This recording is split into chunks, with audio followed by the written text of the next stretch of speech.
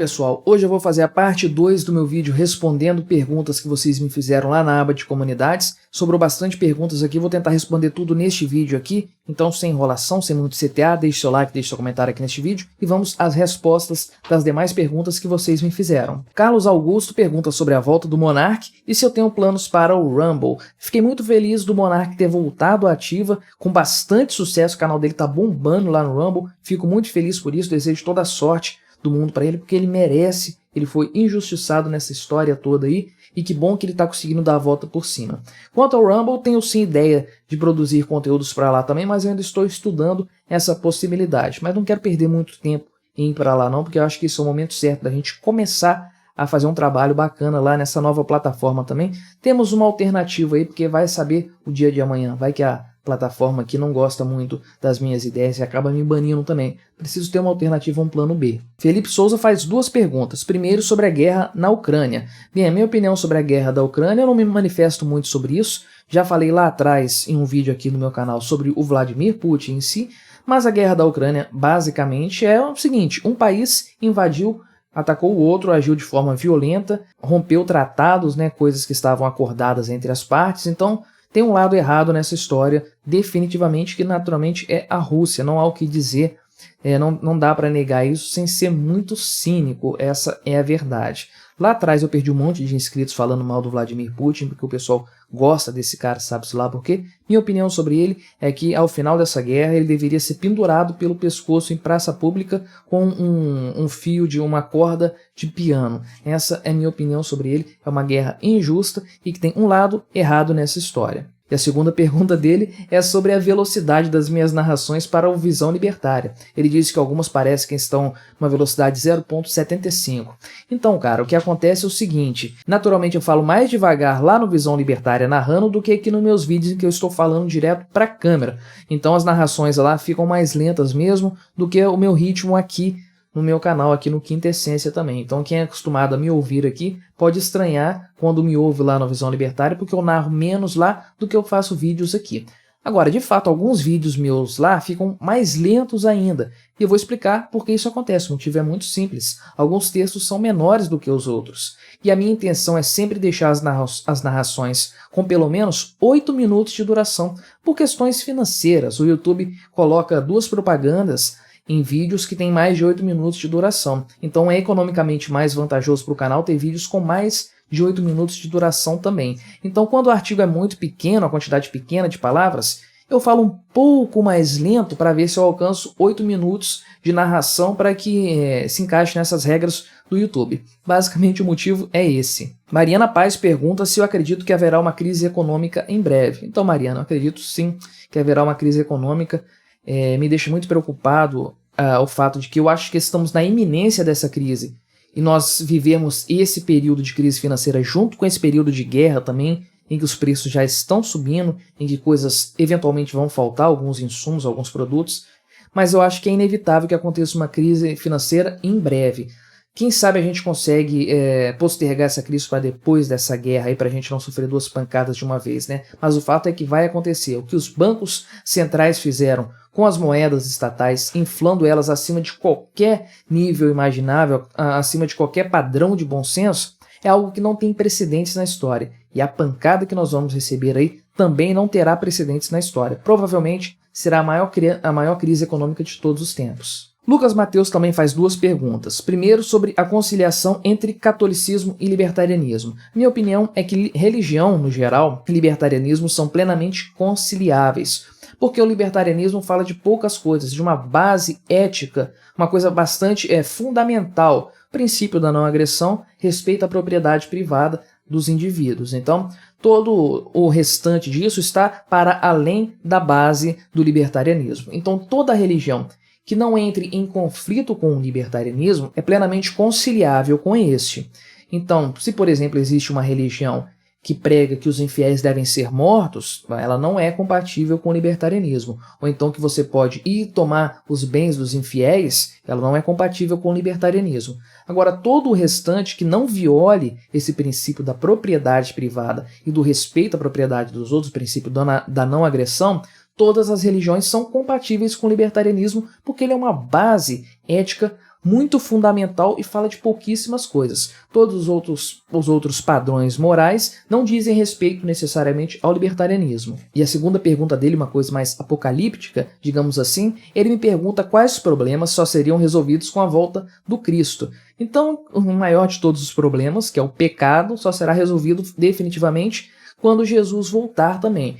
E daí, partindo de uma base assim, um pouco teológica, eu acredito que os grandes problemas atuais da humanidade decorrem justamente do pecado. Então tudo o que nós vemos como problema, de fato, na nossa injustiças, violência, traições, tudo isso só acabará de fato quando Jesus voltar. Então basicamente todos os problemas que nós temos, que no meu entender, enquanto cristãos, são decorrentes do pecado, só serão resolvidos quando Cristo voltar. Líder da União de Comedores de Gigantas, esse nome é muito bom, né? Me faz 4 perguntas. Primeiro, se eu quero entrar para a união dele. Cara, infelizmente vou ficar te devendo essa porque eu já sou casado e não é com uma giganta. E aí ele me pergunta o que eu acho que pode ser feito em relação à degeneração moral da sociedade. Eu acredito que, principalmente, nós conservadores agimos de forma moral. Sermos boas testemunhas do padrão conservador de ser da base moral conservadora. Acho que a gente falha muito nisso ainda. É o que eu sempre digo.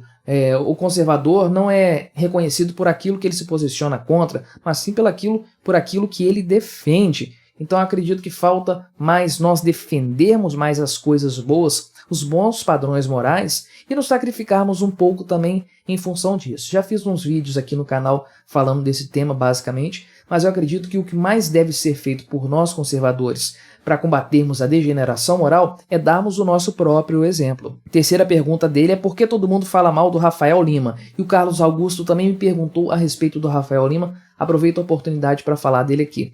O Rafael Lima, do Ideias Radicais, foi o meu contato com o libertarianismo aqui no YouTube. Não foi por ele que eu conheci o libertarianismo, mas foi o primeiro canal que eu segui regularmente aqui no YouTube falando do tema. E acredito que ele tem sim um papel importante no movimento libertário aqui no Brasil, porque ele foi pioneiro nessa história toda. Isso posto, é claro que ele vacilou em algumas coisas aí recentemente, especialmente durante a pandemia, foi favorável a algumas coisas que não casam bem com o libertarianismo e tudo mais, então acredito que muita gente tem um pouco de birra dele em função disso. Como colocando na balança, eu acredito que tem mais pontos positivos da história toda dele do que pontos negativos, eu continuo tendo uma posição ainda favorável em relação à obra completa do Rafael Lima. Mas eu não chego a dizer que eu endosso tudo o que ele diz atualmente. E ele me pergunta também sobre a minha opinião do Foer. Bom, eu não conheço muito bem o trabalho do Foer, para falar a verdade. Lá atrás eu vi alguma coisa dele no Flow Podcast, quando ele foi e tudo mais. Mas recentemente eu tenho ouvido ele se envolvendo em polêmicas e tretas e coisas assim. E isso não é a minha praia. Eu não gosto muito desse tipo de coisa. Eu não me envolvo muito com esse tipo de polêmica, né, com essas tretas, essas coisas. Não me posiciono nisso aí. Então, para falar a verdade, eu não tenho uma posição formada, porque eu não conheço muito bem o trabalho do Foer no fim das contas. Pablo Barros pergunta: como introduzir religião dentro do libertarianismo sem que a mesma se torne ópio do povo? E aqui eu preciso fazer uma ressalva em relação à sua pergunta. O fato de uma religião poder coexistir dentro do libertarianismo, como eu respondi na pergunta anterior, não significa que ela seja uma boa religião, não significa que ela não vai alienar as pessoas, doutrinar as pessoas, fazer as pessoas se comportarem como um gado. O fato é que dentro da ética libertária, um indivíduo, respeitando a sua própria liberdade, sua própria propriedade privada, ele pode se comportar como massa de manobra, ele pode se deixar doutrinar sem problema nenhum, e ninguém poderá fazer nada por isso. Dentro do libertarianismo, ninguém pode ser proibido de ser gado, de ser alienado, de ficar refém de ideologias, refém mental de ideologias religiosas que sejam prejudiciais para a pessoa, porque ninguém pode ser obrigado a tomar decisões, a ter determinado tipo de fé, nem nada disso. Então, numa sociedade livre, certamente nós veremos pessoas serem manipuladas por religiões sem que isso fira a ética libertária, ou seja, não vai ter muito que nós possamos fazer por essas pessoas, a não ser tentar convencê-las do contrário, para que elas voluntariamente troquem de ideia religiosa, abandonem a religião que elas seguem, etc. Então, isso é uma coisa que vai existir na sociedade libertária, não vou te enganar não. Miguel pergunta o que eu acho do Stropel, teoria jurídica formulada por Stefan Kinsella. Cara, infelizmente eu vou ficar te devendo essa, porque até então nunca tinha ouvido falar dessa teoria. Vou dar uma estudada. Lucas Mateus pergunta minha opinião sobre se teremos privatização dos Correios e da Petrobras. Cara, eu não descarto totalmente a possibilidade, não. Eu acredito que este ano ainda a gente não vai ver privatização dos Correios, não. Tem muito tempo que a gente está falando, agora vai, e nunca vai. Mas eu acredito que a dos Correios pode acabar saindo, eventualmente, sei lá, no segundo mandato do Bolsonaro, é possível que isso aconteça. A da Petrobras eu já acho mais difícil de acontecer.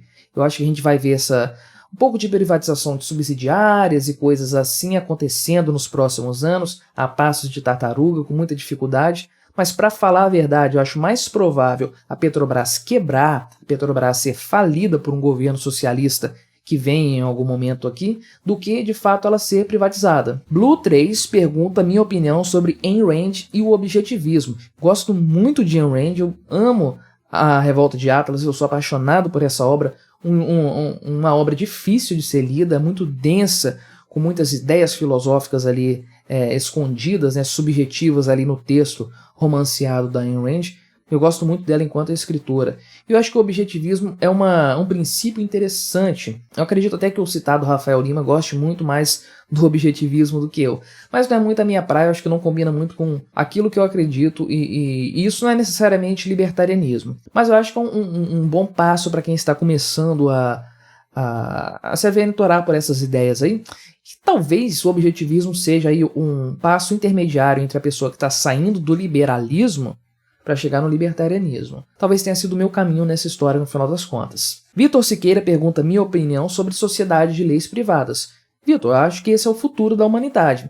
Uma sociedade sem que as coisas aconteçam de forma coercitiva, com empresas privadas de segurança coexistindo em espaços geográficos. Importante frisar, nós não teremos pequenos países. Isso não é uma sociedade libertária. Sociedade libertária são empresas de segurança privada, empresas de regras de convivência privadas, empresas de tribunais privados e tudo mais, convivendo no mesmo espaço geográfico de forma concorrencial, de forma que cada um pode contratar a empresa que quiser ou não contratar empresa nenhuma. Então acredito que esse seja o futuro da nossa sociedade no fim das contas, conforme o Estado for se tornando obsoleto, e é o cenário ideal, é aquilo que deveria ser dentro da ética libertária. André pergunta se La Casa de Papel é uma série libertária. Cara, eu acho que não, entendeu? Primeiro de tudo, a gente tem que ter em mente sempre que essas grandes obras do cinema e da TV, essas coisas aqui que são mainstream, que ficam sempre altas, essas coisas são feitas por socialistas, né? Então pode ter certeza que está cheio de socialista por trás dessa obra aqui, La Casa de Papel, também. Acontece que às vezes esses socialistas pisam na bola da ideologia deles aí, que acabam entregando obras libertárias ou obras de direita, conservadoras e tal, sem perceber. Mas eu não acho que seja o caso de La Casa de Papel, não.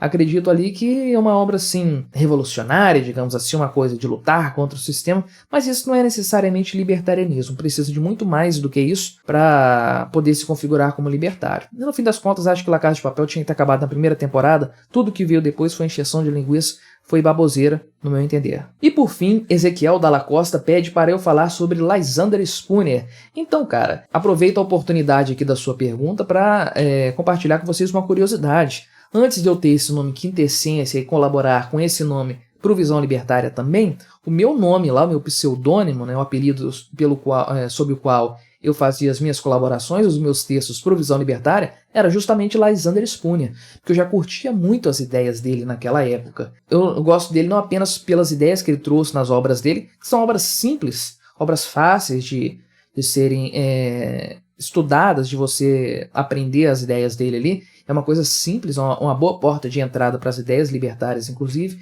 embora ele não seja libertário naturalmente, até pela época em que ele viveu e tudo mais. Mas talvez o que mais me fascina em Lysander Spooner é ele ter tido as ideias que ele teve, aquela coisa de voluntarismo, de direito natural e tudo mais, numa época em que ninguém pensava isso, ninguém tinha colocado isso no papel, ou pelo menos não era algo tão comum assim. Lysander Spooner era um cara muitos e muitos anos à frente do tempo dele. E isso é o que mais me impressiona nas obras dele, que são excelentes no final das contas. Recomendo a leitura para todo mundo. Então, pessoal, chegamos ao final de mais um vídeo de respostas às perguntas que vocês me fizeram lá na aba de comunidades do YouTube. Espero que não tenha ficado tão grande assim esse vídeo. Deixe aí a sua pergunta, caso você queira perguntar também, aproveitar a oportunidade. Vou procurar responder todo mundo aí nos comentários deste vídeo. Deixe o seu like, diga aí nos comentários também se você quer que eu faça isso mais vezes, de abrir perguntas aí para vocês fazerem para mim. Se inscreva no meu canal, Se torne membro se você quiser colaborar financeiramente aqui com este meu trabalho e até a próxima!